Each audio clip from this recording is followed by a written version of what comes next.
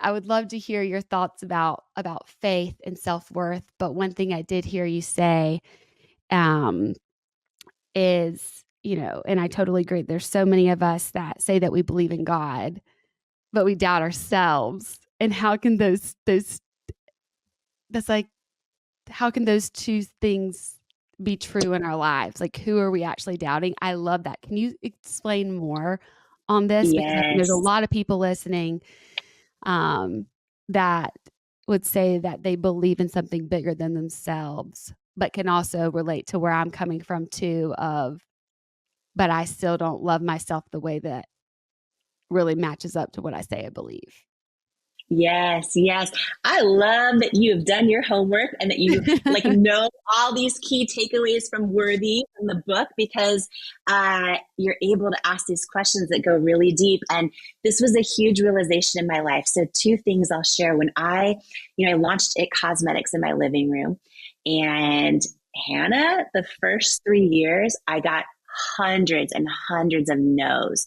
And I was trying to do things different in the beauty industry. And I have hereditary rosacea, which is like bright red and bumpy, and there's no cure. And I tried everything. And I was close to getting fired as a news anchor because of my skin issues and whole thing.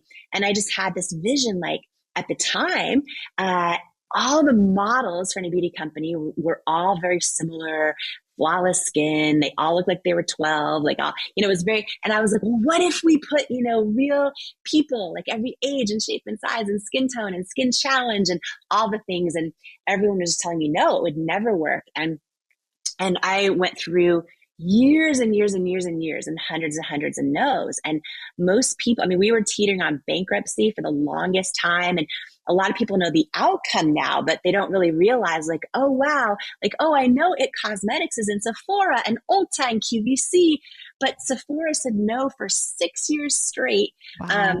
Ulta said, QVC, all of them said no for years. And so many of us will give up after one no or five no's or 20 no's, or we let other people's no's somehow equate to our own doubt, or we think that they're some indication of our lack of potential. And there's just so many lessons I learned along the way around this, and in particular around how to handle rejection and failures and fear, because you were bringing this up a second ago. Fear of failure, fear of rejection.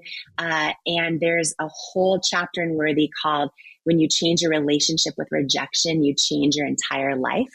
And it literally helps everyone, because the only way I was able to go from like my living room to $1 billion company, and endure all those years of hundreds and hundreds of no's, is learning how to totally change my relationship with rejection and fear of it and fear of failure. And so I go deep into how everyone listening can do that in their life, like right now in the book. But in terms of your question about faith, so two things. I remember one painful rejection in building It Cosmetics, and we had gotten no's from everybody.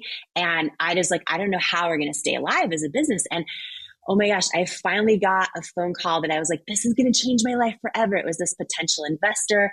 And I think you probably know this story, but just to share it with anyone who doesn't know, he ran this huge private equity company. And I was like, oh my gosh, if they invest in us, A, we're not going to go bankrupt. And then B, maybe he could use his leverage to like get us into all these stores that keep telling me no. And like I used to save my Denny's tip money to buy like a lipstick in Sephora or in the department. You know what I mean? And I was like, I had these huge dreams and they were all telling me no.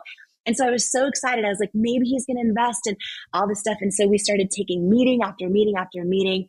And it got down to the final meeting. And at the very end, I was like, this is going to change my life. I was praying like crazy.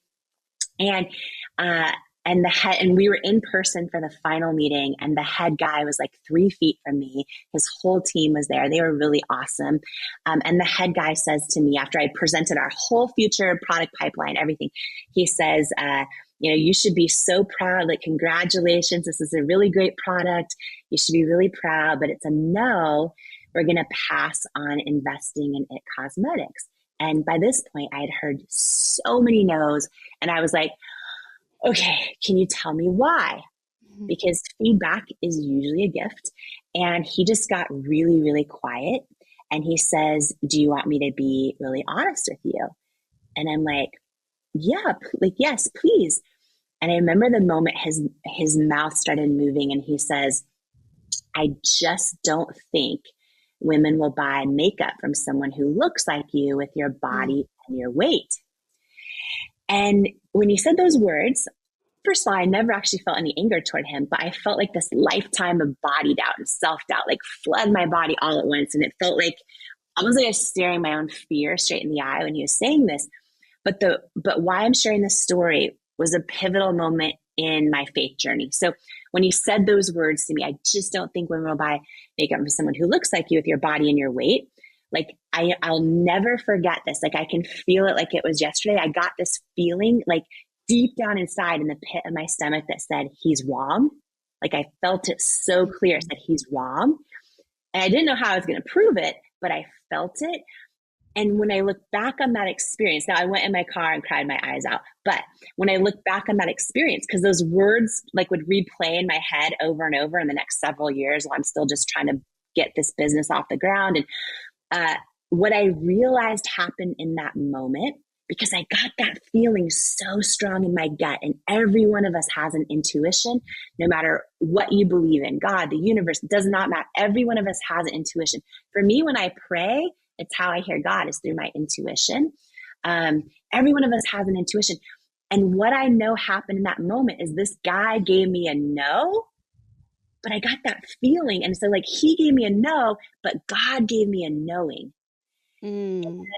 Wow. Our our life, our relationships, if we're in the right job, if we're in the right friend circle, if we're in every literally, I think everything in our life comes down to which one we listen to. Do we listen to the no's or do we listen to the knowing?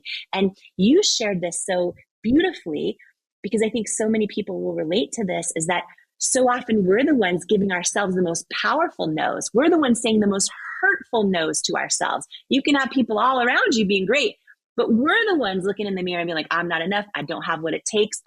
All the things, right? And so first of all, the same question goes for us, for you, for me, for all of us. Okay, we're telling ourselves all these painful no's, but if we get still, if we pray, if we ask, we will get a knowing. And it are the no's we tell ourselves, those are in our head. Those are where self-doubt lives. That is not who we are. Our knowing is in our gut, in our soul, and that's the truth. For me, that is how I hear God. That is how I hear my intuition. And our knowing is always more powerful and always more true than anyone else's advice, or than the no's we are telling ourselves, or the no's anyone else's. So a big thing in moments when we're doubting ourselves is to like check in and go, okay, is this the truth in my soul telling me this, or is this my self-doubt in my mind, which is a lie? And it's almost always a lie. And then we have the decision of, well, which am I going to trust? Which am I going to listen to? And in the book Worthy, like there's over 20 different tools and lies to unlearn and tools to apply. And one of those tools is the chapter you just mentioned, which is called "Who Am I Doubting?"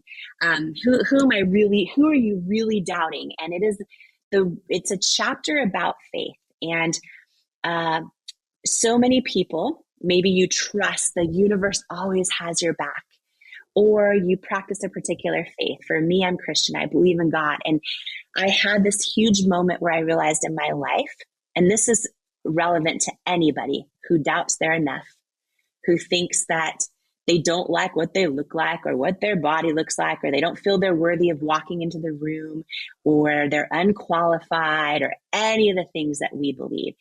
I had this moment where I feel like, oh, I really believe God's word. I believe I'm fearfully, wonderfully made in his image. I believe I can do all things through Christ who strengthens me.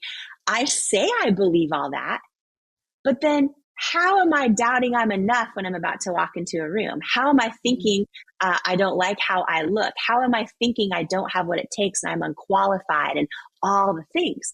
And what I realized is, oh, wow, when I believe my own thoughts and my own self-doubt, like when I have self-doubt, and this is for any of us, when we have self-doubt, what we're actually doing is believing our own thoughts and doubting God's word. Mm-hmm. And so I started going, oh, wow, okay, I actually don't have self-doubt. I have God doubt because I'm trusting myself. I have God doubt. And I'm like, okay, who do I want to believe? Do I want to believe my own self-doubt, or do I want to believe God's word and what he says about me and how I have everything it takes and I'm wonderfully made in his image? Which do I want to believe? And so it is one of the tools now I apply to my life. And for anyone who has a strong faith, this is an instantaneous self-worth shortcut because any room you're tempted to feel like you don't belong in, if you're Hannah Brown walking down a red carpet, any red carpet you're tempted to feel like you don't, any business you're tempted to feel like, oh, what if people see me fail? Any self-doubt that you're tempted, right? For me, I will intercept it in a second and be like, am I going to trust my own thoughts and self-doubt, or am I going to trust God's word? And I will remember in that, I will make the decision that I'm going to trust him in that moment. And then I walk into a room knowing who's walking in with me, knowing whose I am, knowing whose image I'm made in, knowing who's in me. It is an instant like identity level self-worth hack and really quick way to silence everything. Because at the end of the day, I mean, it really is, self-doubt really is for people with strong faith. It's really just God doubt is what it is. And so for a lot of people, they're like, oh, wait a minute. And then it all of a sudden becomes way easier to just decide who you're going to believe in that moment. So yeah, it's a very powerful thing. In building It Cosmetics, I had to learn literally to completely change the meaning I attached to rejection and failure to one that was actually empowering and inspiring, which sounds like crazy to hear me say it that way, but it's so possible. And when I did that, I was able to like go for things in a way where I was fearless of if I got rejected or failed. There was one day I was crying under my covers after a painful rejection, another painful rejection. And I just started Googling everyone I admired most in the world who'd like done incredible things and, helped heal humanity through love or built incredible businesses or inspired the world. Every single one of them has had so many rejections and failures. They're just the brave ones willing to keep going anyway. And I remember one day in my journal, I wrote out, rejection no longer means I'm not enough. Rejection means this is a victory. I'm one of the brave ones willing to go, like, keep going. I'm not going to live my life on the sidelines, living in regret. Like, I'm going to make this decision that every time I get rejected, of course, initially my neural pathways in my brain are going to go, yep, there's proof you're not enough. But I'm going to intercept it and go right into like, this is a victory. I'm one of the brave ones willing to go for it. And I started retraining my mind around this, and I started building this toolbox of new definitions. So another one's like rejection's God's protection, like everyone that started coming in my life. And I learned how to become fearless over rejection and failure. And literally when it happens to me, feel joy, which I know sounds wild, but and there's so many issues in my life, Hannah, that I'm working on, but I can tell you with 100% certainty, I am fearless about rejection and failure. And I go deep into how to do this in Worthy in the book. And I also talk about how to revisit past rejections. And this one is the biggest one in our lives, is so many of us have had people hurt us, let us down. We've let ourselves down. We've failed. We've made mistakes. We've hurt people. We have regrets. There's so many things from the past that we are still holding on to, like big labels on us at an identity level. We so often let them take root, and then we think we're a failure or we're rejected. Like it's a big thing. And so I go into how to revisit like past rejections and redefine those as well. And, there's a lot of examples I give in the book, but just to share one for the sake of time today, just for anyone listening, if you've had somebody break your heart, or maybe somebody like who did not love you the way you needed to be loved. Maybe if it's even growing up in your family or still, or a friend that just betrayed your trust, or someone who pulled the rug out from under you, or it could also be something recent, like applying for something and not getting it, and you wanted it so bad, and like they didn't see your value or didn't see your worth. Or it could be not being invited to a party, or trying to make friends with this group of people and someone just doesn't like you and you don't know why, no matter what you do. So I talk about how you like the tool about revisiting any of those, and redefining what they mean, and how to build a whole toolbox of assigning meaning to those things. And so my favorite one of all of them, I go in a bunch of them in the book, but my favorite one of all is I will look at situations like that in my life right now, and I will literally, instead of thinking, oh, I'm rejected, I'm not enough, whatever, I literally imagine God saying to me, oh, you're not rejected. I hid your value from them because they're Yes. not assigned to your destiny.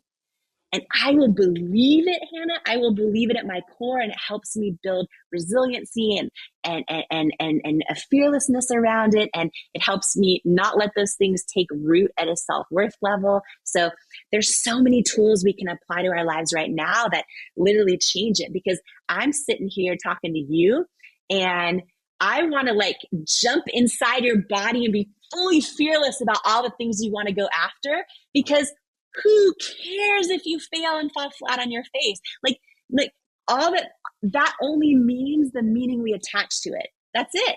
And you have the power to decide what meaning you attach to that. And when you become fearless over it, like that is when you become unstoppable. Like that's when you become unstoppable. You know, there was a season I went through. I was working as a news anchor in Portland, Oregon. And in my mid 20s, I tell this crazy story in the book as well. But I found out by surprise, I completely unexpectedly, that I was adopted. And That's a crazy story, by the crazy way. story, right? And then that's another story Oh, of like 5 years of rejection and whole thing.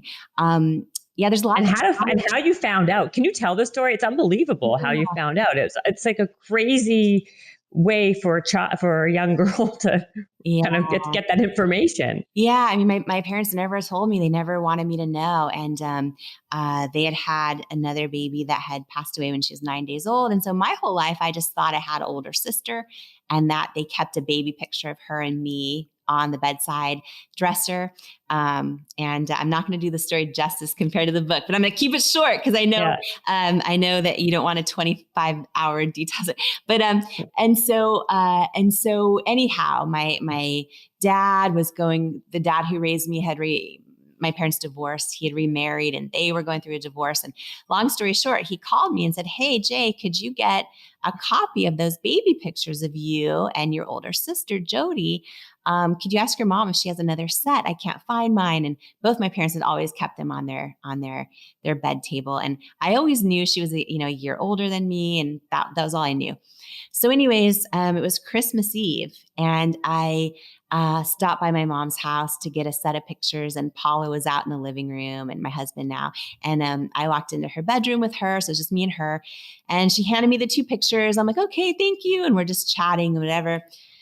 And I just glanced down at the photos, and then I turned them over, and I saw that, mine said July of 1977 and hers said March of 1977. And I'm like, wait a minute, that's only a couple months apart. And I'm like, "Mom, how does Jody say March?" Right? And she could have, and by the way, I was 26 when this happened. She could have said, "Oh, someone wrote the date wrong," right? Right. She could have easily said that. Yeah.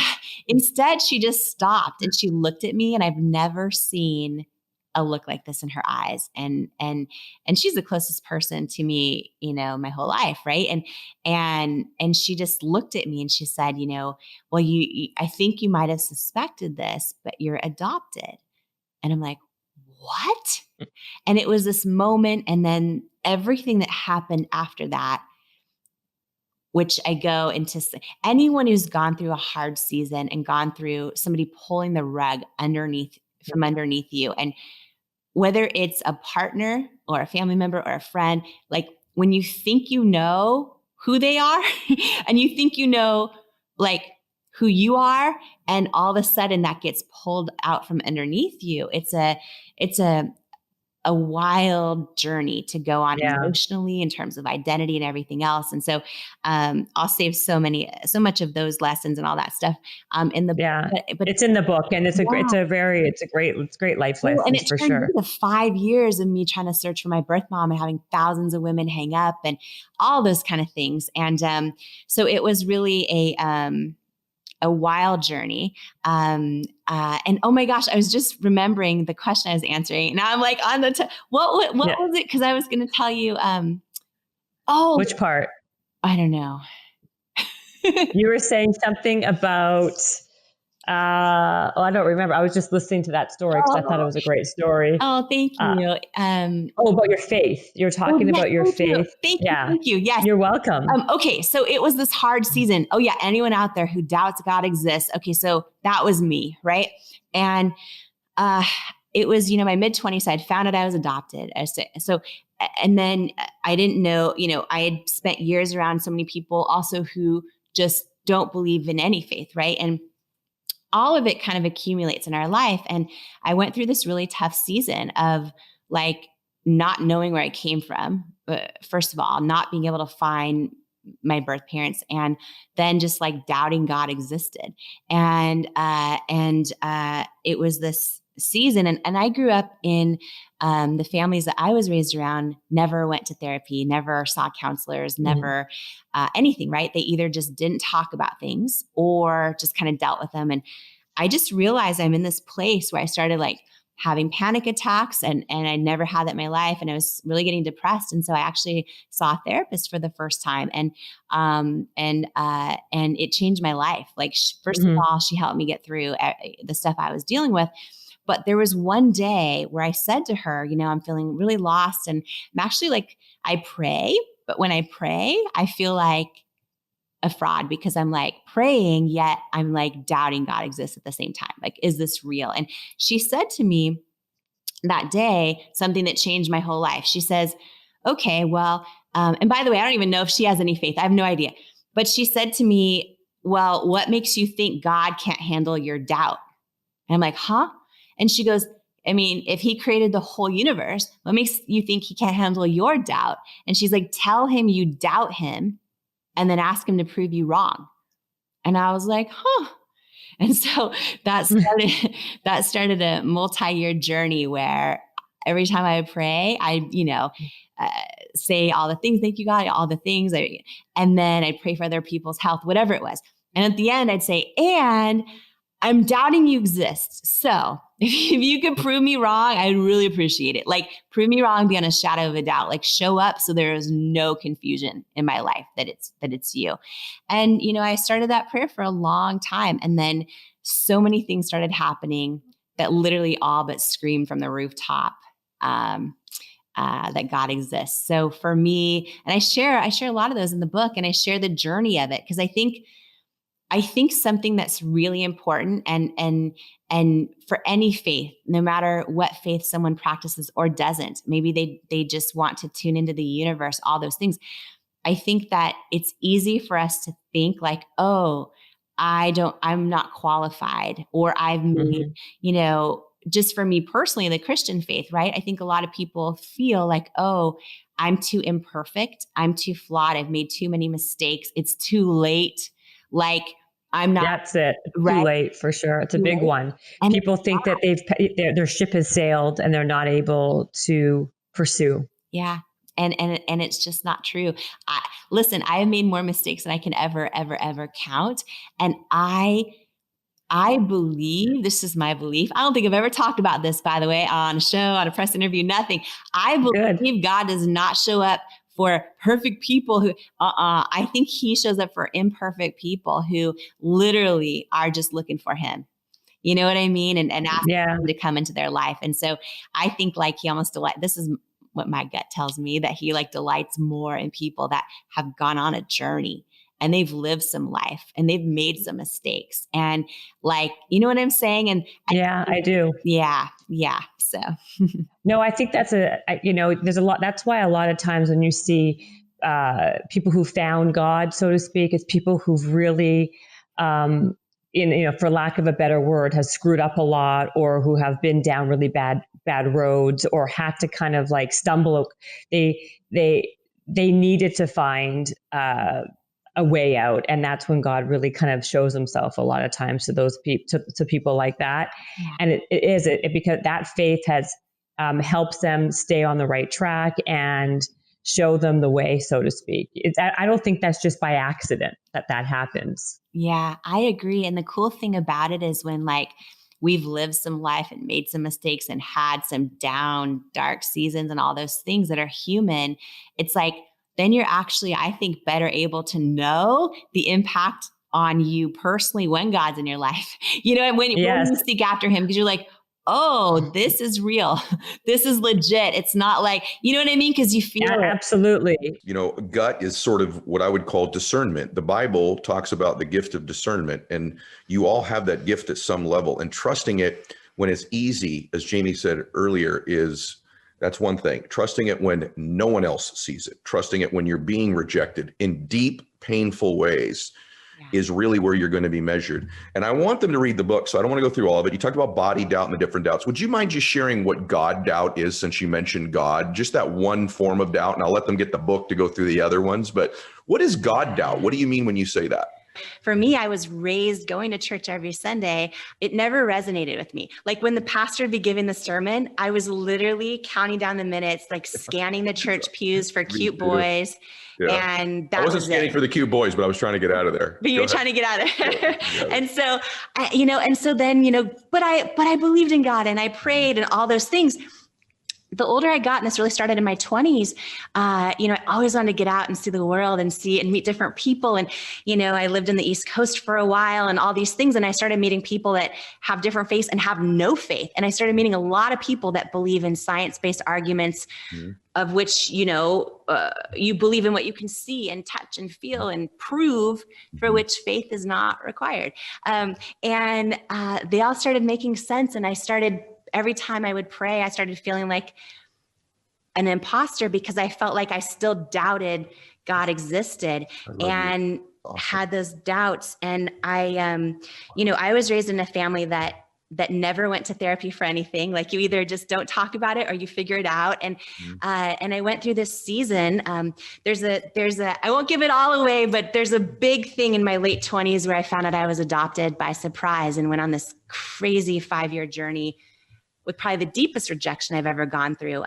So I talk a lot about that in the book, about what happens in our personal life with relationships with people we trust when like the rug's pulled out from underneath us. And so I was going through a lot is the summary. And I finally started seeing a therapist. And one day I told her, I said, I'm doubting God exists. And I'm just like feeling hopeless in a lot of ways. I don't know where I come from. I don't know who my parents are. I was just in this season I talk about for the first time ever in the book. And this therapist said something to me that literally changed my life. She says, well, what makes you think God can't handle your doubt? I'm like, what do you mean? And she goes, what makes you think God can't handle your doubt? Like, okay, if He created the whole universe, what makes you think He can't handle your doubt? Why don't you tell Him you doubt Him and ask Him to prove you wrong? And this thing she shared with me literally started a multi-year journey where I was like, okay, that makes sense to me. Every time I would pray, whether it was like, praying for somebody's health or this or that, or at the end, I'd be like, literally in my own head, I would be like, and also, God, I'm doubting you exist. So if you could please prove me wrong and like show up somehow beyond a shadow of a doubt so that I know, in fact, you do exist, I would be super grateful. Thank you. In Jesus' name, amen. Like I would literally pray that for years. And what started happening, and I am, I'm so excited. Okay, I don't want to give all of it away, but like my journey of learning beyond a shadow of a doubt that God exists and seeing Him show up and knowing He can dream bigger dreams for us than we can for ourselves, and knowing, I don't know. I think so many people now, say, oh, Jamie's self-made, all these things. It's like, oh, I'm partly self-made, but what I know for sure is like, I'm mostly God-made, right? Like, yeah, I worked harder than I possibly thought I could ever work. And yeah, I didn't give up. I got back up every time I got knocked down, but like he did everything else, like the open doors, the closed doors, thank God, the serendipitous grace, right? Which the grace beyond comprehension. The connections I didn't have, the people I didn't know, I feel those things. I feel those things. So Jamie, I love you, sister. I love you because I just must say your vulnerability is remarkable. Most people would never share that because we want to look like these great people of faith. And, I've told people many times, I just want to say this, we can go back and forth a little bit. Yes, I relate to that very deeply. And ironically, some of my successes or my struggles that came along, I think you inevitably reach the journey or the conclusion as you're chasing your dream that maybe you can't do it alone, that you need to enroll God, that, I've written about my successes and failures, and even the successes. Like there's sometimes I just want to go, can I just be honest with you guys? I did all this work. I know these things work. I know the mindset. I know the techniques, but then there's entire windows where it's kind of a blur and these people come into my life and these circumstances happen. And I believe in science. I believe in the quantum field. I believe in vibration. I believe in energy. I just happen to believe that the creator of the universe created those things. Yes. And I want to share with the audience something because you were willing to share. So I just want to say, people ask me sometimes, do you ever struggle with your faith?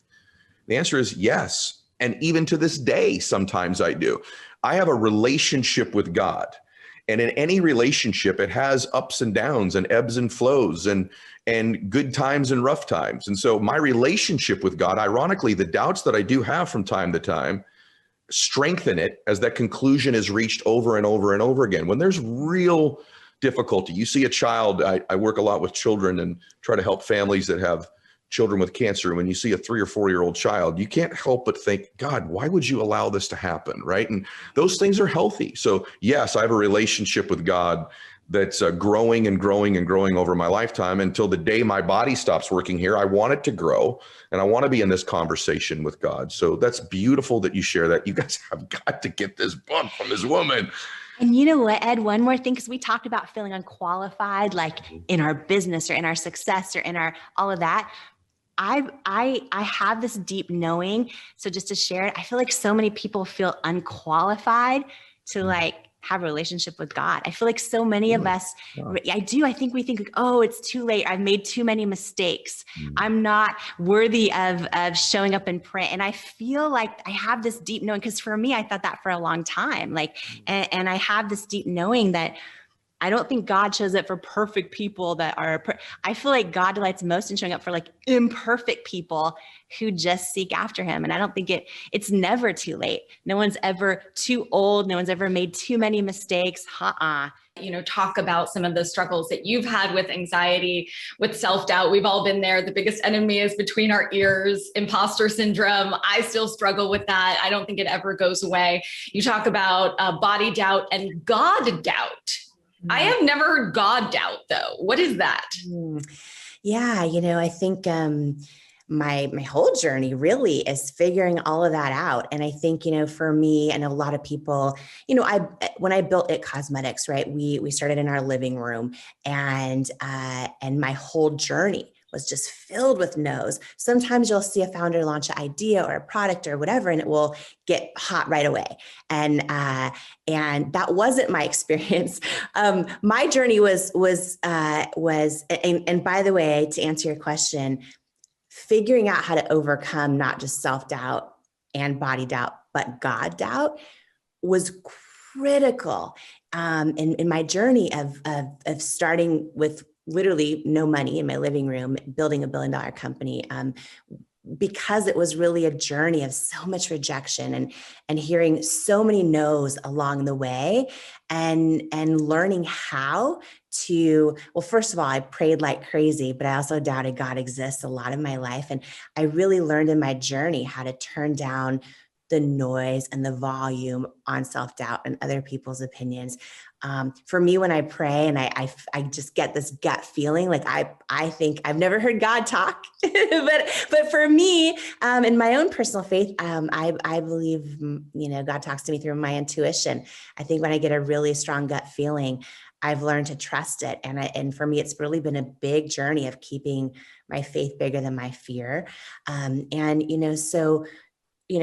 go there, like in my new book, Believe It, I go there. When I built a company of over 1,000 employees, you have to be so professional and respectful. And I intentionally hired teams of every different faith, of no faith, I believe that not just our teams, but our boardrooms should look like our customers do. And our customers at Cosmetics are every person, every age and shape and skin tone and gender identity and faith and background. And so I really intentionally hired a team that way. And so my personal faith wasn't something I talked openly about very much in the whole journey. And so, but I think for me, it's like the espresso inside the latte. It's like, if you don't have it, it's not the same in my journey. So I talk about that really openly a lot, Nicole. And I really think it's important we share like the real stories behind the stories if we're ever going to really grow together. And, I was raised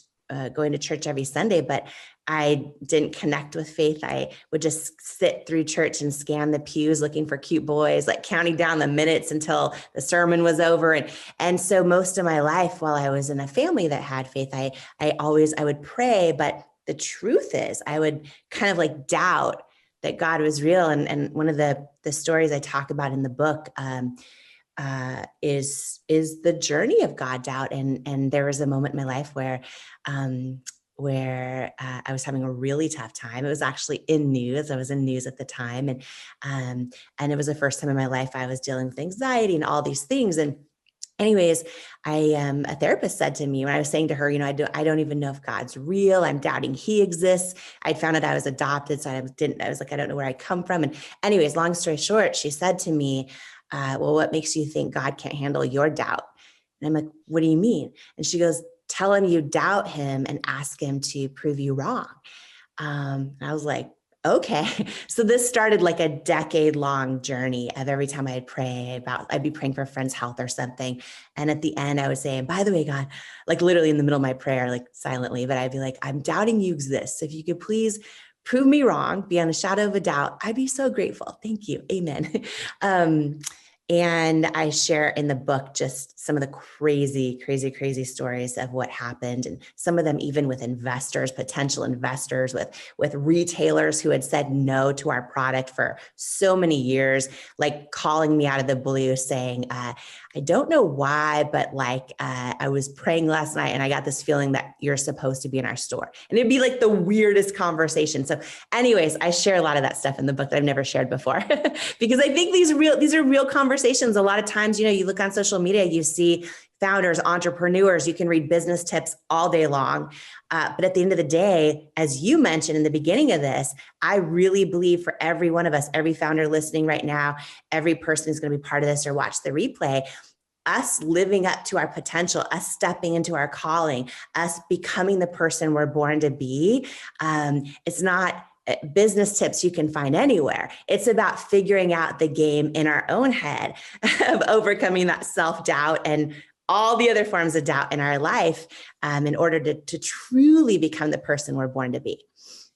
It's about telling that mean girl or that mean guy inside your head to take several seats. You call it an inner critic. Do you think she ever really goes away?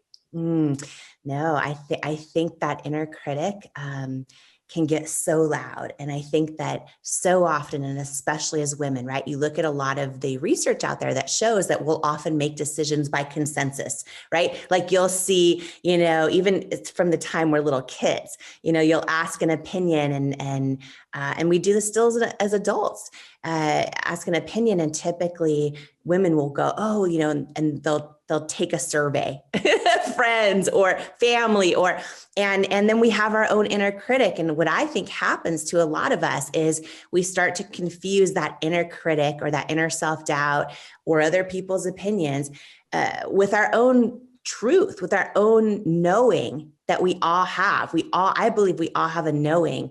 And I believe our gut is always more strong, stronger than anyone else's advice. But I think what happens so often is that inner critic gets so loud, and we don't learn how to literally, like when I hear my own inner critic, and I don't think it ever goes away. I imagine myself turning down the volume and replacing thoughts with something that I know is true, or that I just want to decide is true anyway. And that's more, more empowering.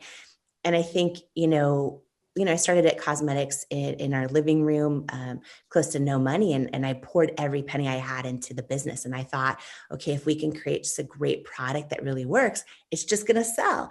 And then, as so many founders have also shared this experience, I was like, oh, it's not that easy. You can have an amazing product. And, I really did a lot of work on, and I talk about this and Believe It a lot, about not just figuring out the why for my brand, but peeling back the layers on it, going really, really deep to the why beneath the why that helps, because that's what really gives you the strength to keep going when you get knocked down. And I had done all those things, but what I wasn't ready for was, or I guess I should say, wasn't ready that was going to happen, was just how much rejection would happen along the way.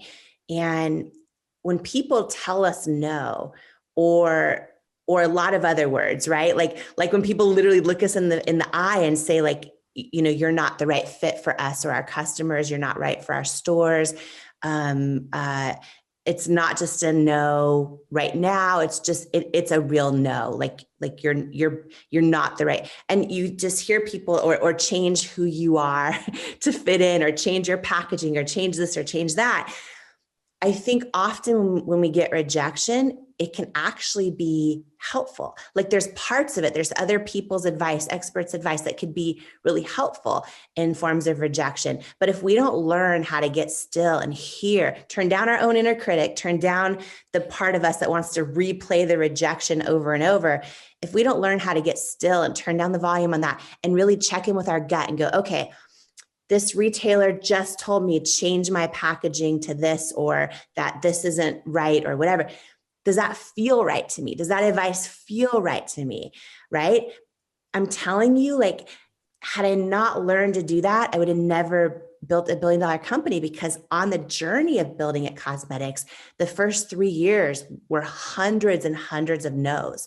Like all of the retailers I love and shop at my whole life. And like, I would save my tip money as a waitress at Denny's to like buy a MAC lipstick or Lancome eyeliner from these beautiful stores. I love these stores. And they were all telling me no, that I needed to change who I was, or change our packaging, or our packaging was too accessible. It needed to be way more luxurious, or I was using real people as models.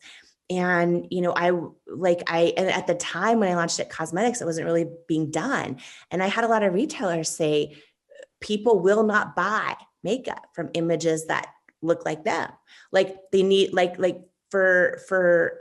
they would explain this to me in detail. They would say things to me like, you need to have an unattainable image of beauty that someone could never hope to achieve for them to buy your product. And I'm like, okay, or maybe people are sick and tired of seeing people that don't look like them, because for me, I have rosacea, bright red, bumpy everywhere on my cheeks and my nose and my forehead. And I couldn't find makeup that worked for me, right? My whole company started with a problem I didn't know how to solve. And I realized, oh, I've never seen any models, but, selling makeup that look like me, that have skin challenges. And then I would try all the products and they wouldn't work. And so I just kind of like had this gut feeling, well, if I, am this age or size or skin tone, or have the skin challenge or whatever it is, and I don't see someone who is showing me the product works for them, how do I know it works for me? It was just intuitive to me, but it wasn't being done. And they all told me, like, if you want to get in our stores, here's what you need to do. And those are the moments, Nicole, that define our lives, when our gut tells us one thing, but like in my case, I had no money. I was, if we were going to, like for 3 years, I didn't know how we were going to stay in business. Right. And I made the decision to listen to my gut and to not change what it was telling me about what to do with our brand. And that is, I believe, like critical to ever building anything that lasts or anything that matters. When you change who you are authentically, and I even when it comes to your product or your positioning or, you know, your vision, when you start changing that because you want to get into a store or get onto someone's site who's huge, or, you know, whatever it is, it's a short-term pop in revenue, and it feels good for a minute, but long term, I think it's one of the biggest reasons why tens of thousands of founders don't make it, because they start getting distracted by what everyone else tells them is right for their brand or is hot or is going to make them money. And they dilute their own authentic secret sauce. And at the end of the day, you can't fake authenticity, and customers are smart and they know it. And over time, it never works when you go against what you authentically know for your brand. You've done such amazing things with It Cosmetics. And I know, we've talked a little bit about it this year. We're working on, inspiring people to go after 1 million dreams together, to help each other, all of that. And I think it's so easy to look at somebody like yourself and say, okay, you took something from scratch. Literally, you and your husband, Paulo, started in your living room and you eventually sold it for over $1 billion. It would be easy for people to say, oh my gosh, she probably wanted a cosmetics company when she was 2. Maybe she started when she was 5, right? But that was not necessarily the dream to start with. Tell us a little bit of how this blossomed. Yeah, it wasn't the dream at all. And I get messages every single day, usually on Instagram, saying, did you get lucky? Did you have connections? It's like, no, none of that. And I realize so often we just see the outcomes of things when they're, or the highlight reel. And that's why I'm excited to do your show and also just write this book. Cause I think like sharing the real journey helps everyone else when they're launching their own dream, or maybe they're scared to go after their own dream, helps them feel less alone. So yeah, one thing you've talked about in one of your shows about this idea of sometimes our setbacks become our setups. Yes. That's really what happened to me when I launched this dream in my living room. And just to share a little bit about that, just for anyone in your community listening right now, especially if like they're they're in the season of setback or in the midst of a setback, right? That's really how this whole thing started. So I thought I was working in my dream job. And, since I was a little girl, I always would, sit in my living room and watch Oprah. And I always thought like, oh, one day I'm going to share other people's stories with the world. Like I always want to do that. And I was working in television news as a news anchor, and thought I was in my dream job. And I started going through a season of setback, what I thought was a big setback. I got a skin condition called rosacea, which my skin is bright, it gets bright red with bumps everywhere. Sometimes it feels like sandpaper. And so I went to the dermatologist and I learned there's no cure for it. And I'd be anchoring the news. I tried all this stuff to try and calm it down, but I'd be anchoring the news and often live. While I'd be on the air in my earpiece, I would hear from my producer, there's something on your face. There's something on your face. You need to wipe it off. You need to wipe it. And I knew. Which like, I'm sure totally helped you to focus and calm down, right? Yeah, absolutely. Yeah. Well, and then it's like when we go through these times, I started this kind of season of self-doubt where I would, like, my inner critic got so loud, and I would be live anchoring the news thinking things like, am I going to get fired? Am I losing our viewers, changing the channel? I went through this whole season, started trying to find any makeup product out there. I never had even an interest in going in creating a beauty company. But I started, trying every product out there, and none of them would work. And I had this kind of moment where I had this kind of this gut feeling. Like, I think when dreams start to brew in us, or when there's like a seed planted in us where we have this dream, it kind of started that way, where I was like it was like a little inkling, like, wait a minute, if I could figure out how to launch it, how to create a product that works for me, I bet it'd help a lot of other people. Yeah. And then I would kind of like silence that dream, and my head would take over. Oh, Jamie, you have no connections. You have barely any money. You don't know anything about the beauty industry. And you're in your dream job right now. Yeah. Right. And so I went through that battle. And I think everyone listening to us right now probably, like, really, if they get still, they probably know right now, if there's a dream on their heart or something they know they're supposed to create or go after or offer the world or start painting again or start dancing, right? They kind of know. But sometimes our head talks ourselves out of our own Absolutely. dreams. Yeah. So We I was call in a that moment. essence of a dream, right? Like that, because I think Yeah. sometimes even the word dream, it feels too heavy, too big. Like people are like, oh, I can't go after that dream, or I don't know all that's there or all that it will take. And it's like, all right, we'll just lean into that essence of the dream. And I love how you gave yourself that permission to first kind of look solutions for yourself, but then to be able to say, what if? What if? And I love too how it seems like very quickly after that, you also started to say, what if we did it differently? Because that was really something you started to do very early on, to be able to say, hey, a lot of the marketing, a lot of the ads around cosmetics don't seem to be all that real or for real women. And I love how that really started to become a mission for you as well. How quickly after getting the essence of the dream and starting to walk it out, was that why of being able to say, all right, this is, I'm doing this for someone else too. How soon did that happen for you? Yeah, I realized in the midst of like, why can't I find anything that works for me? When I started trying to, try all these products, I realized, oh, wow, my whole life, I've never seen anyone in the ads that looks like me, that has skin problems, right? You just see Photoshopped ads. And I kind of realized that there was never a product that works for me, but also never a product that even showed people with skin like me. And I want to say something that you said in the very open of our conversation that I think is really powerful, especially for anyone listening. You said, maybe you've never sat at the cool kids club or the cool kids table at school. Right. And I just want to say, for anyone who feels like they don't fit in, or they maybe don't belong, or they're not like everyone else, I really believe, Mitch, that can be your superpower. Because I think, like, I came into this beauty industry and I didn't fit in, and I was not, I didn't realize launching this company how it would be 3 years of being told no from all the retailers. And because everyone sees, oh, wow. Because, today, at this moment that you and I are talking right now, It Cosmetics is the largest luxury makeup company in the country, which is insane. It's because amazing. For 3 years, every beauty retailer said, no, you're not the right fit. Women won't buy makeup from models that look like that. On and on and on. Change your packaging, right? And I think that why we eventually were acquired by L'Oreal for so much money is because we ended up doing something so different that, like, and unique and odd, that didn't fit in, but that people connected with, that it ended up being valuable to them. And I just think so many people listening right now, we're always told often in our lives to fit in and to conform. And sometimes when we fit in, it can actually be a disadvantage in a way, because we start thinking the same. Do you know what I mean? Absolutely. And I don't know.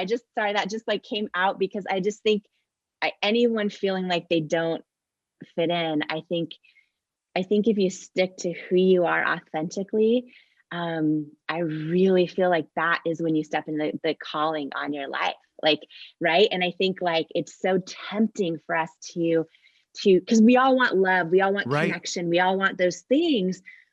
And it's tempting to do it at the price of who we are. Yeah. And when I look back at this journey, about turning a dream into, into something that impacted now millions of lives, I think that there were moments when people told me to change what we were doing, that was never going to work, that if I wanted to get in their stores, I had to do it the way they wanted me to do it. And those are the moments that I think could have stopped this whole thing from happening. Had I listened. You know what I mean? And I don't know, just want to share that. Well, I love that. I love that, one, you would hone in on that, because I so agree with that. But also I think that you make that point so well in the book, of being able to take those things that maybe you've seen as your limitations or your doubts or the things that have caused you fear, that if we just look at those a little bit differently, they literally can be our superpower. And I agree with you. I think, I mean, especially with the story, and I confessed to you before we hit record that I've not worn your makeup. I'm not an expert on the cosmetic industry, all of those things. But what I love about your story, and the more that I've dug into it, it truly is, obviously you've put together an incredible product, but the way that you've gone about it and doing it differently, which I think in some ways you had to like bolster yourself. You had to push through those no's. Those no's made you even more like, I don't know if it's the right word to say solid, but to be able to say, hey, we are choosing this. We are not doing this by accident. We are not doing this because it's easy. We're doing it because we feel like that's the right way to do it. And that's bolstered you to help you then navigate the storm. And I do want to say that, some people might hear this and go, oh my gosh, they went from their living room to selling the company to L'Oreal for $1 billion. It's like, oh, that's an overnight story. It's all those things. You guys, we're talking about hundreds of hours a week, working hard, paying yourself very little to nothing, and really fighting for this dream, which I think is also beautiful. And you've also surrounded yourself with incredible people. Now, I've gotten some questions from listeners. We're going to go after those in just a second. But one of the things is, I think what I loved about your story is that, so many things about your story, but you got the essence of the dream. You started to experiment. You saw the need. You saw the need to offer a product, but also promote that product, present that product in a different way. But I was curious, because so many people get the essence of the dream and immediately see the list of things they don't know or don't have, right? What's one of the ways, do you think, like, what was key for you to give yourself that permission to say, I don't have all the answers. I don't have all the connections. I certainly don't have the big bank account. What gave you, or how did you find that within yourself to be able to say, but I'm going to take that next step? Yeah. Well, I think sometimes, and I talk about this and believe it a lot, that I think sometimes knowing when to let go of a dream is as important as knowing when to go after one. Yeah. And while I was in that spot of going, okay, my gut, my essence, so to speak, is telling me to launch this company, but my head is saying you're not qualified. Right. You don't have the right connections, all that. When I look back, and by the way, when you talk about, the early years, it was 3 years of hundreds of no's, and we got, we couldn't afford to pay ourselves the first 3 years of our company. If we ever had a date night, which was a miracle, we would go literally to the Costco, the outdoor Costco concession stand. We get $1 hot dogs. Yeah. You can get a lot for a couple of bucks at the Costco. That's exactly right. At least, and it tastes good, which is the good part. But that would be a date night. I mean, it was really tough. And there were so many nights I cried myself to sleep because it was another big no from a retailer, or I didn't know how we were going to keep the lights on. It was a lot of years. And in the book, and believe it, I go into details about like some of the scrappy things we did, like how, we figured out how to do things when we couldn't afford to hire people. And I go into that because I think it's so important, because you don't see that stuff on social media. You just see everyone's highlight reel. And I just think like, it's important for people that might, feel like it's just them struggling or not getting traction or hearing rejection after rejection. And when I look back at all of this, and I talk about so many things I did wrong in the book, but one of the things that I did do right, it wasn't that I somehow was smarter than someone else or anything like that. It was really that when I would get still and I would hear my own gut feeling, which for me is how I hear God talk to me, is in my intuition, right? Some people may call it the universe. Some people might call it just their own internal knowing, right? When I would hear that internal knowing, I would make the decision to trust it. And for me, that was one of the biggest things, because there were nights I literally would just cry myself to sleep. And I'd wake up in the morning thinking like, oh, was that huge rejection from QVC really real, or was that a dream? And then I'd realize it was real. Very real. And I'd be like, very, no. very real. And there were some really tough rejections. About 2 years into the business, we got a call from a potential investor that was a big private equity company.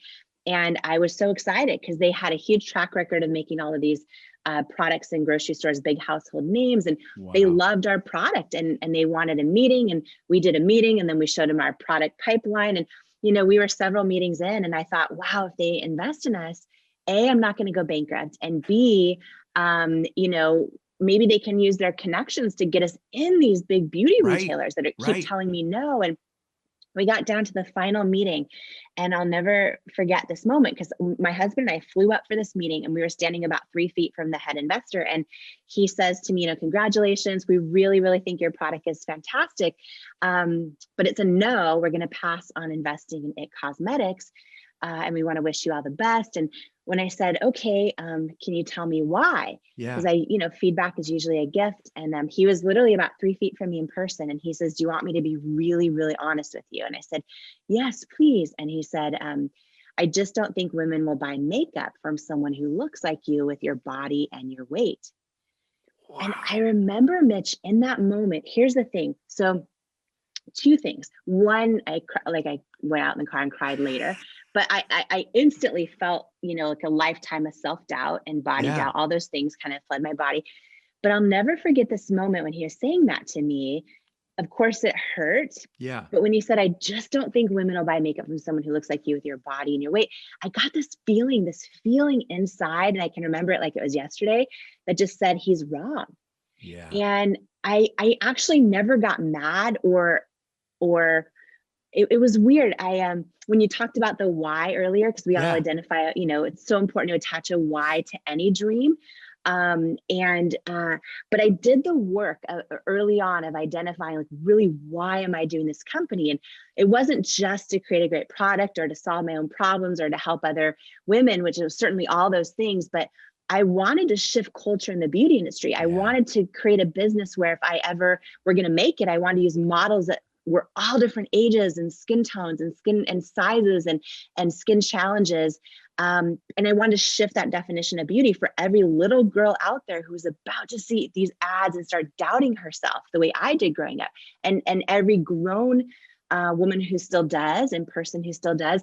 So I knew how important my why was to me. Yep. So when this guy says to me that, I realized, instead of getting mad, I think this is really important when we're going after our dreams, to not take rejection personally, because I realized him saying that to me, him passing on investing in my business, was really, he was just as much impacted by a life of the beauty industry as I was. Yeah. He was making an investment decision based on what he thinks you need to look like to sell product. And so, and one more thing. I love it. No.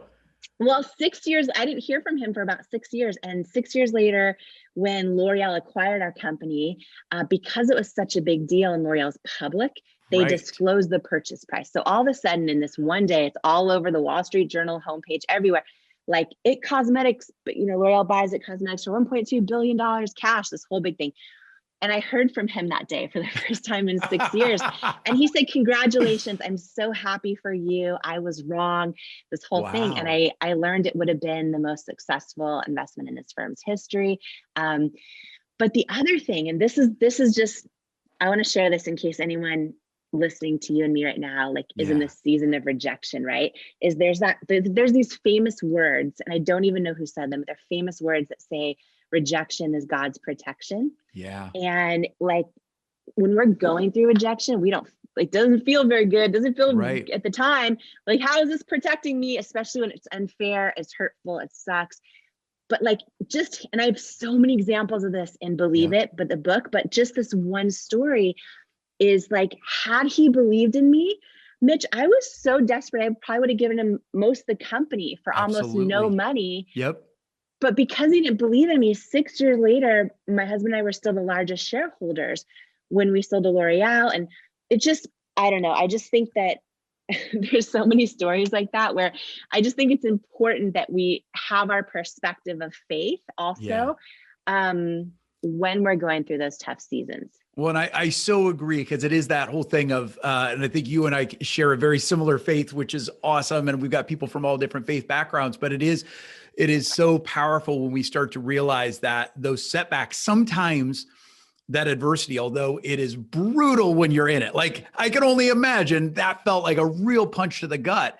But think about, like you said, that adversity in some ways is something you needed to dig even deeper. In some ways, it like proved your thesis even more of saying this absolutely needs to be fixed. And if somebody's going to do it differently, we got to do it, right? And I also, it did also protect you from then giving up a majority stake and all of those things. It's just incredible, but it's not easy, but it's amazing. And I agree with you. You have so many different examples. And I think I loved it in the book. So many different examples where that adversity, that setback, time and time again, really was a setup. Unlearning, this is all about the lies that lead to self-doubt, and then the truths that wake up worthiness. This is a whole section about the lies, y'all. How many, share with me in the comments and wherever you're posting from, if you have believed some of the lies that cause self-doubt. Who in this room has believed some of the lies?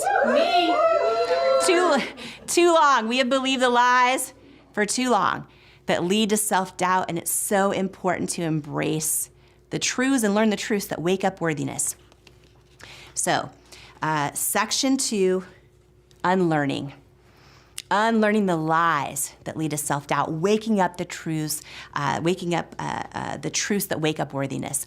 Okay, so chapter 5, here's what it's called, y'all. You ready? Don't wait on your weight. Don't wait on your weight. The lie, my weight impacts my worth. Let me just be really clear, okay? This chapter has nothing to do with weight. It's not about what your weight is whatsoever, whatever it might be. This chapter is about waiting on your weight to live your life. I have missed out on so many moments in my life because I let my weight determine my worth.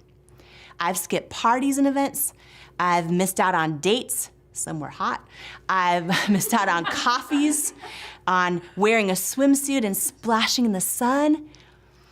And what's wild is when you look at research, studies show 89% of girls and women will opt out of meaningful interactions when they don't like how they look. Y'all, the time for change has come. Don't wait on your weight to live your best life, to launch the business, to write the book, to speak on stage, to tell the person you want to be more than friends. And don't wait on your weight to know that you are worthy. All right, that's chapter 5. That is chapter 5. Chapter 6, the lie. I should only be seen when I'm happy. I should only be seen when I'm happy. So many of us put pressure on ourselves to show up with a giant smile and a shirt that says good vibes only, but then we hide how we're really feeling, and we think that we're unworthy of sharing our true feelings with others. Every time that we do this, we are telling ourselves we're unworthy of being who we truly are. So this is a chapter about unlearn. I heard a lot of in there. This is a chapter about unlearning that lie and embracing the power of true, authentic connection. All right, chapter 7, the lie, I don't deserve better. If you've ever stayed in an unhealthy relationship or a friendship with a friend that doesn't truly value you like you deserve or like you value them, or you keep not setting that boundary with that family member, or maybe you've let people mistreat you because you fear being alone, this is a chapter about overcoming the lie that you don't deserve better. Chapter 8. So, the lie, I don't have anything special to offer. If you have ever dealt with imposter syndrome, or like your ideas and gifts and talents have already been done better by other people, you're gonna love chapter 8. Chapter 9 is all about the lie that I need to please them to love me. If you are a people pleaser, this chapter is for you. It's all about how people pleasing impacts your self-worth, right? So when you believe the lie that you need to please others in order to be loved, you're going to love this chapter because it teaches you how to unlearn that lie. And so often when we're people pleasing for others, we're betraying ourselves. So this is a really powerful one. Chapter 10. Okay. The lie, if I stand out, I'll get kicked out. Have you ever felt that way? Have you ever felt like if I stand out, I'll be kicked out? And when at our core, we all crave love and belonging, this could be a real fear and a real lie that we believe. So if you're somebody who dims your light, this chapter is for you. Chapter 11, the lie, I'm an imposter and not enough on my own. If you feel like you need someone else to rescue you or complete you, whether it's a romantic partner or even a mentor, this is a chapter that dives deep into the lie that you are not whole on your own and as you are. Okay, chapter 12, the lie. If I'm me, I won't be loved.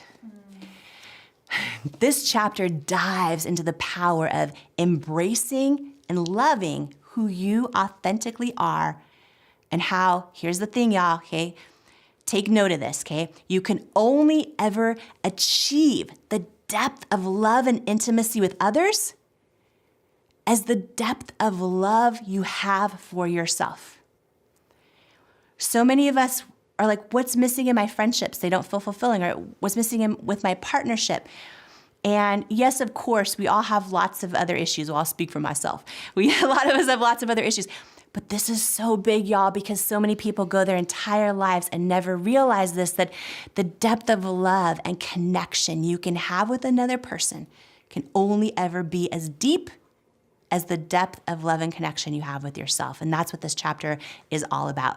Chapter 13, the lie, labels are permanent.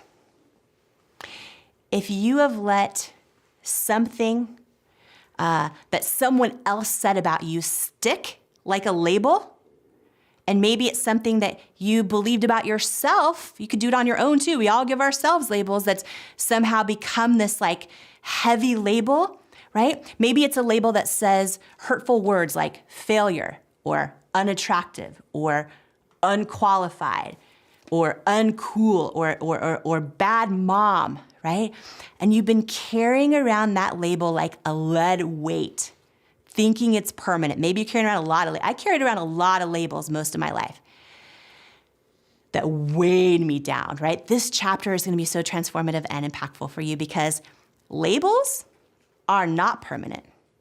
They've all got this light removable adhesive, just like Post-it notes do, right? And when you remove these labels, when you unlearn the lie of these labels and you replace them and you learn how to undo them, rip them off, right? It can literally transform your self-worth. It's a tool that's been life-changing for me, and I'm so excited to go through this with you and experience this journey with you. So, okay, part three of Worthy, transforming. Part 3 of Worthy is transforming. This is all about the journey of you, about building unshakable self-worth and unconditional self-love.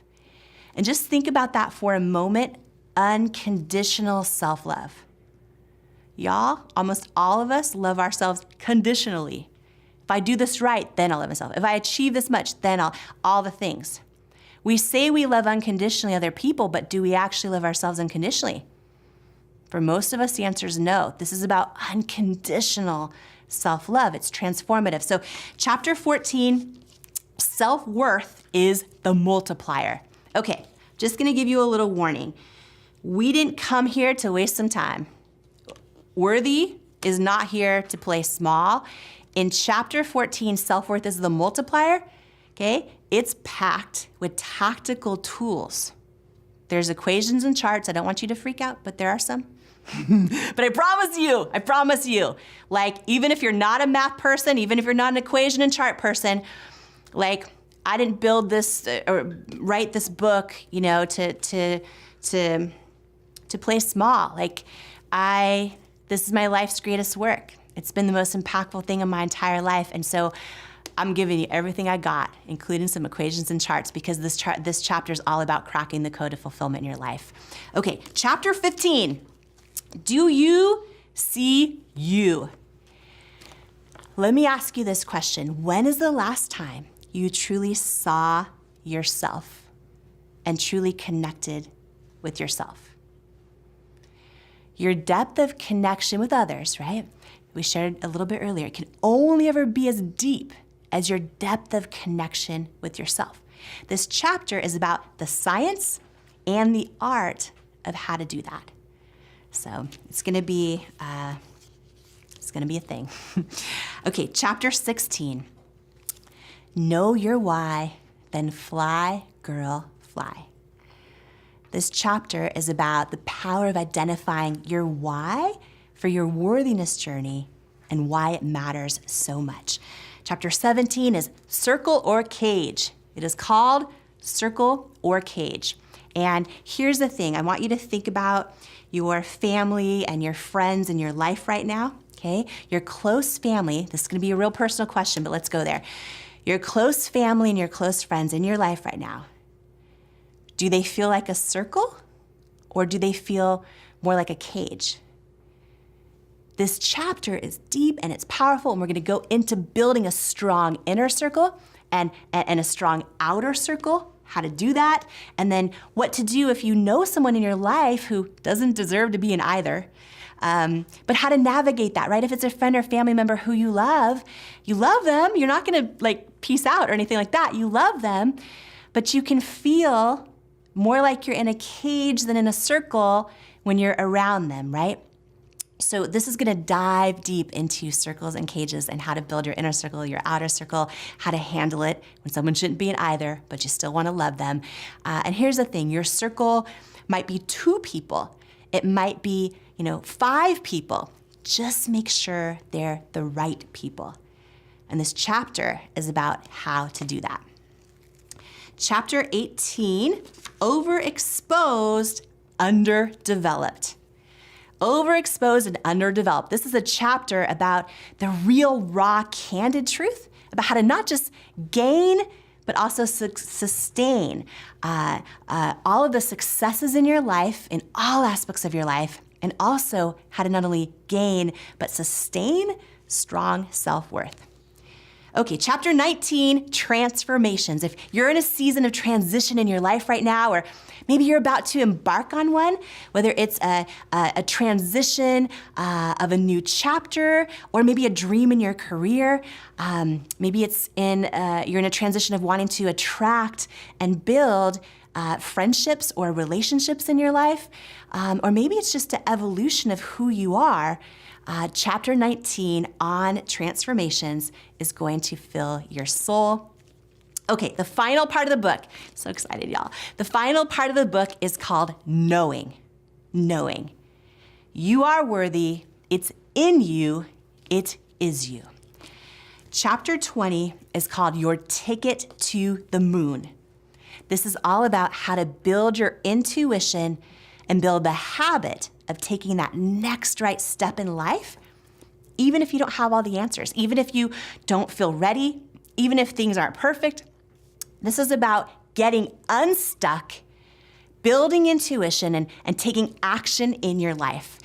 Chapter 21, Who Are You Really Doubting? That's the name of the chapter.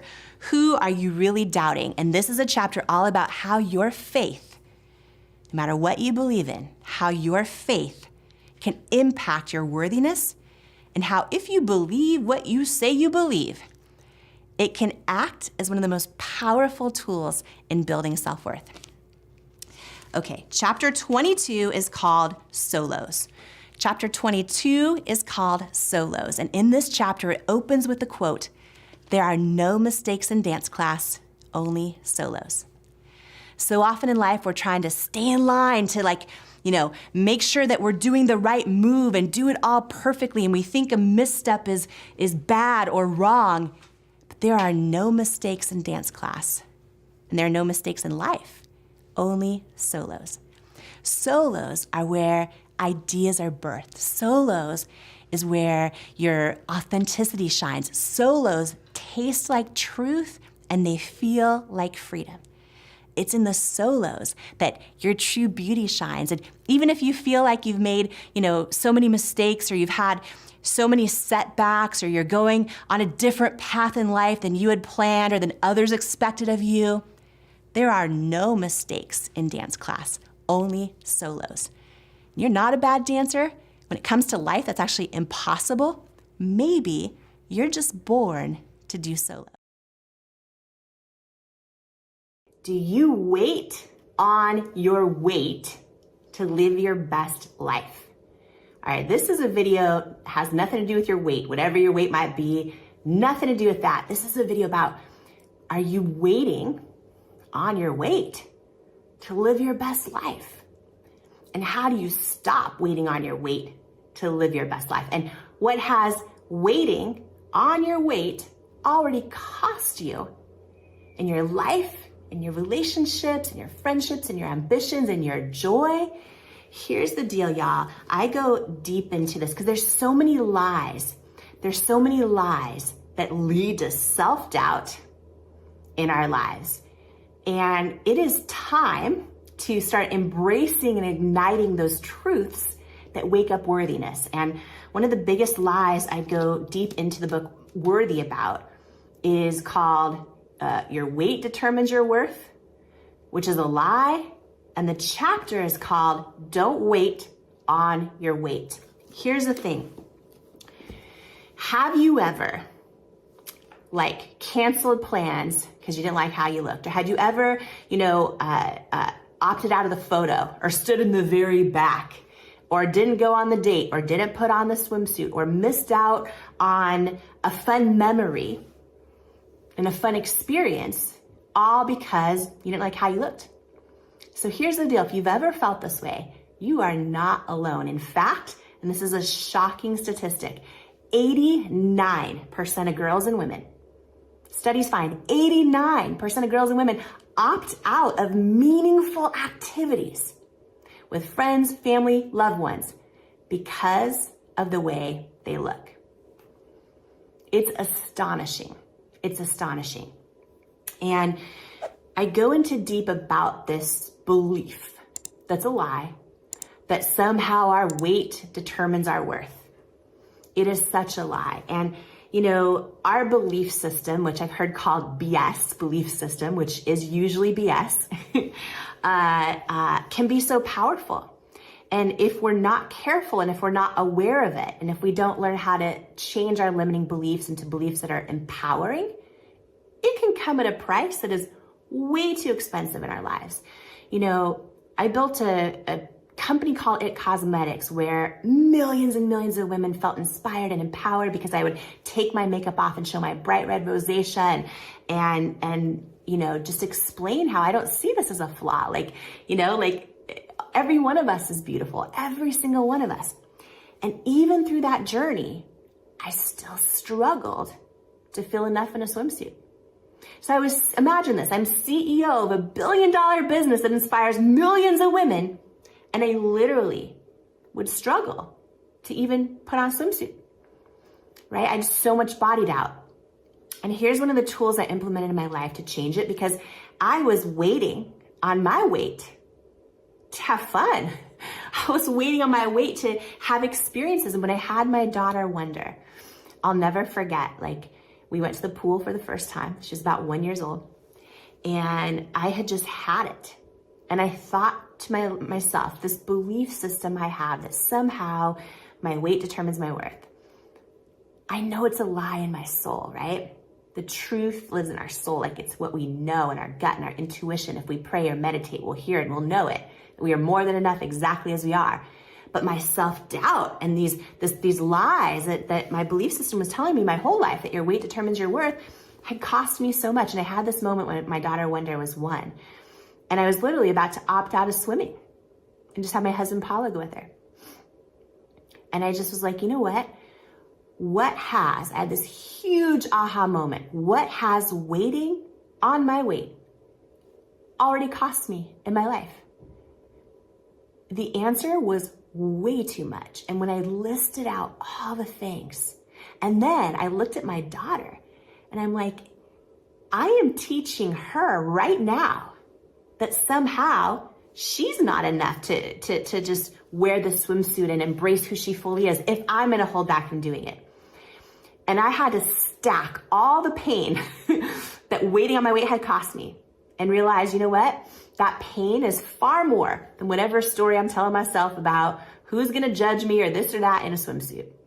And that was when I completely changed my belief system. I replaced the old limiting belief of my weight determines my worth, or I'm somehow not enough, or whatever, with new empowering beliefs. Like, I am setting an example for my daughter to know she is fully worthy right now. Or, you know what? I'm gonna go out there and I'm gonna shake my cellulite with pride at this public pool at the hotel, because I know it's gonna give another woman or man, permission to do the same, to feel less alone and more enough in their skin. Like, I had to flip the meaning that I gave to it. And I just want to share this with you today. And if this is, if you're somebody that has let how you look hold you back, whether it's literal weight, or it's the weight of other people's expectations, or the weight of worry, just take a moment and write out what has waiting on that weight already cost you in your life.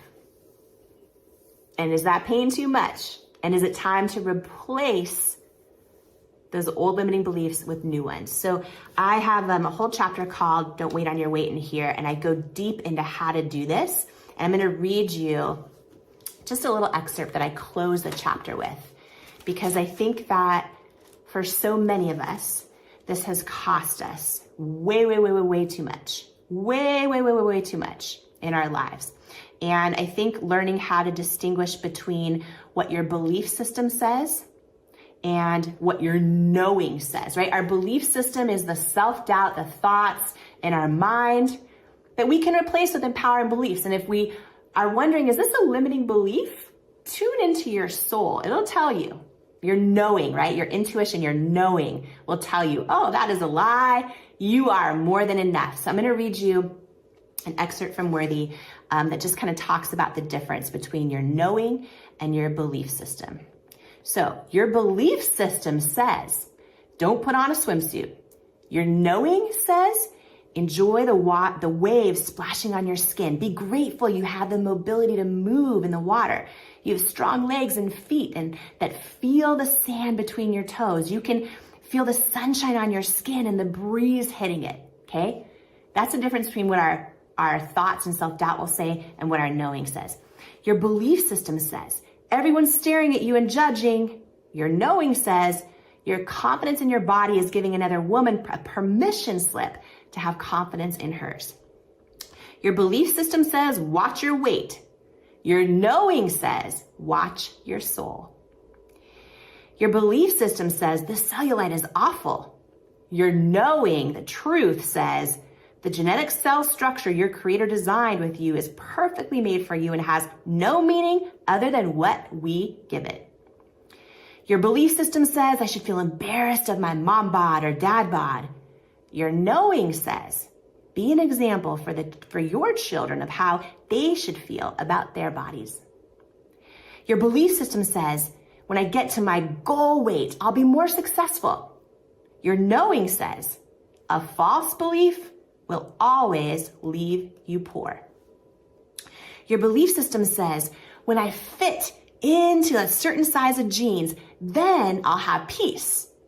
Your knowing says, if a belief costs you your peace, it's too expensive. Your belief system says, my babies won't notice I'm sitting on the sidelines of the pool. Your knowing says, I'm setting an example for them to one day also believe they're not worthy of swimming. Your belief system says you should wait until you're a different weight to have fun. Your knowing says, either have fun now or be haunted by the regret for all the fun you missed out on. Your belief system says when you're slimmer, your family member will finally give you her approval. Your knowing says she will never approve of you until she learns to stop disapproving of herself. Your belief system says, replay that hurtful comment someone made about your body. Your knowing says, hurt people, and that comment has nothing to do with you. Your belief system says, judge the photo based on how your body looks in it. Your knowing says, feel the gift of that moment of life captured in that photo. Your belief system says, you look terrible. Decline the video call with your friend so that they don't judge you. Your knowing says, anyone who judges you is not your friend. Your belief system says, measure your life based on the number on the scale. Your knowing says, measure a life well lived by the scale on which you love. Your belief system says, skip the day of fun. There'll always be another party or reunion. Your knowing says, you can never get this day back. Your belief system says, wear those painful heels so your legs look longer and slimmer. Your knowing says, it's time to go barefoot and run free. Your belief system says, when you get to a certain size, then you'll be happy. Your knowing says, whatever you do, you take you with you. Your belief system says, when I get thinner, he'll love me more. Your knowing says, attraction comes from the exchange of emotional chemical energy, and size does not biologically impact emotional or chemical energy. Your belief system says, they told you you'd be so much happier when you lose the weight. Your knowing says, that's just their belief system lying to them. Your belief system says, wait, you're not ready. Your knowing says, your waiting and your waiting season are over. Do not wait on your weight. To live your best life, to wear the swimsuit, to get back on the dating app, to show up as who you authentically are, to stand in front of the mirror and say, I am beautiful. Literally right now. The time for waiting on your weight is over. On the stage, Jamie Kern Lima! Baby Kern Lima! Every single one of us has had someone tell us we're not enough. Every single one of us has had someone say words to us that hurt.